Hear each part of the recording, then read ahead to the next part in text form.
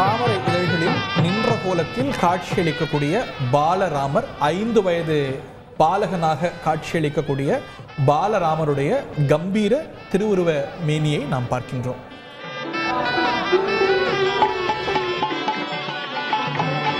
நாளை முதல் ராமர் திருக்கோவிலில் பக்த கோடிகளும் தரிசிக்க அனுமதி உண்டு. இன்று அழைக்கப்பட்டிருக்கக்கூடிய 7000 சிறப்பு அழைப்பாளர்களுக்கு மட்டுமே அனுமதி.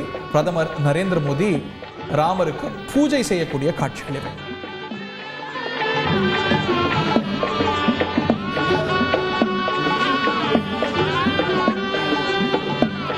ஏன்னா இன்னைக்கு இந்த பாலராமருடைய ஆலயம் திறக்கப்பட்டிருக்கிறது. இதெல்லாம் நடக்குமா அப்படின்னு நினச்சிக்கிட்டு இருந்தது.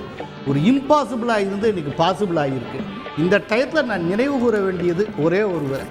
என்ன 1528 பாபருடைய தளபதி மீர்பாகி அந்த கோயிலை தகர்த்தப்போ ராம்லல்லா சேதமுற்று விடக்கூடாது அப்படிங்கிறதுக்காக ராம்லல்லாவை தூக்கி கொண்டு பத்திரப்படுத்தி கொண்டு ஒரு ஓடினார் ஒரு துறவி. அவர் ஷியாமானந்த பாபா அப்படின்னு பேர். அவர் மீட்டு கொடுத்த அந்த ராம்லல்லா அதுதான் இன்றைக்கு வரைக்கும் இந்த சரித்திர தொடர்ச்சியை காப்பாற்றி வந்தது. இன்னைக்கு இந்த கோயில் வரைக்கும் சேர்ந்துருக்குன்னா இந்த டயத்தை எல்லாருமே அந்த ஷியாமானந்த பாபா மகாராஜா ஒவ்வொருவருமே நினைவில் கொள்ள வேண்டும்.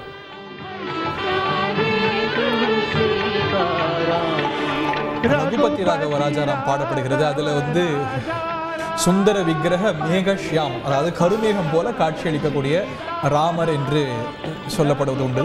அதே போலத்தான் இந்த சிலையை தேர்வு செய்ததுக்கான காரணம் இதுல ஒரு ப்ளூ டிண்ட் இருக்கிறது, ஒரு கிருஷ்ணசீலை அப்படின்று. அந்த கல்லே கிருஷ்ணசீலா, இந்த கல்லு கிருஷ்ணர் நிறத்துல கருமை நிறத்துல இருக்கிறதுனால தான் அதுக்கு ஷிலானா கல்லுன்னு அர்த்தம். கிருஷ்ணஷிலா அப்படிங்கிறதே அந்த கல்லோட வெரைட்டி, அது ஒரு ப்ளூ டிண்டடாக இருக்கக்கூடிய வெரைட்டி. அதனால தான் அது தேர்வு செய்யப்பட்ட அந்த கல்லில் கரிய நிற மேனி கொண்டவரான ராமன்.